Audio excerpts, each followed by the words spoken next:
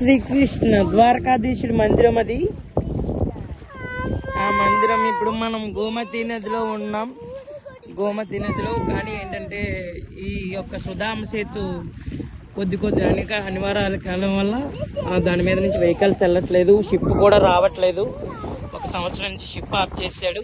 అందుకని మేము ఒంటి మీద అటువైపు లక్ష్మీనారాయణ గుడికి వెళ్తున్నాం. ఒంటి మీద చెప్పండి, ద్వారకాధీశ్ జై శ్రీకృష్ణ, జై శ్రీకృష్ణ,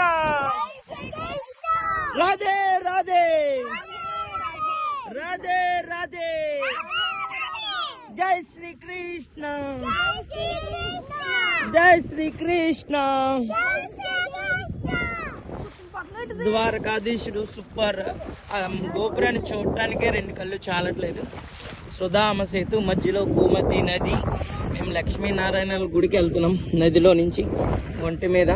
జై శ్రీకృష్ణ.